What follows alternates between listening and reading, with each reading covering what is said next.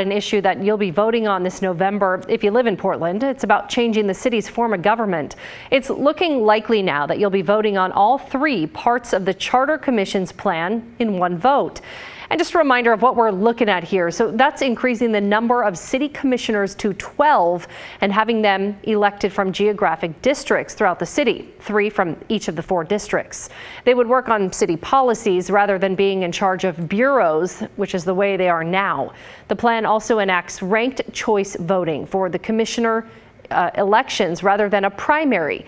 It also adds a city manager who will oversee day-to-day operations along with the mayor.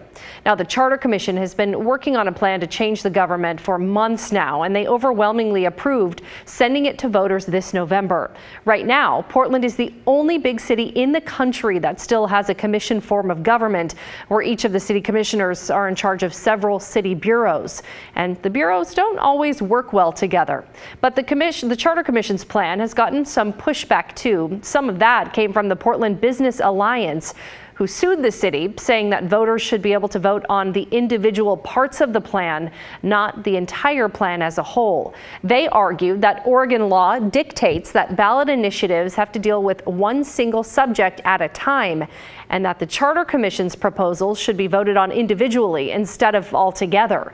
But the Charter Commission said that it's critical that each part of the plan stays together and that voters look at it as all or nothing, essentially. So the judge who ruled on the lawsuit said that the parts of the ballot measure can stay together, writing, "There is a unifying principle reforming the structure and operation of city government that logically connects all provisions in the measure."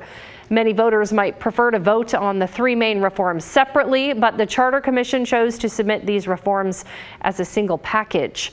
All the provisions in this package of reforms are properly connected to the unifying principle of reforming the structure and the operation of city government.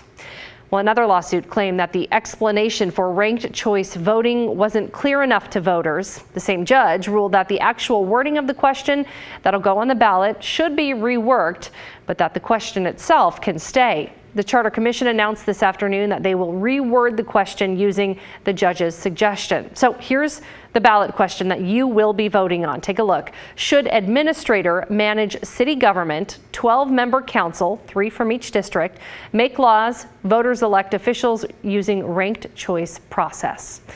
Let us know what you think about this. Is that clear? Would you rather vote on the individual pieces of the charter reform or all together? Send us an email at thestory@kgw.com, or you can leave a voicemail.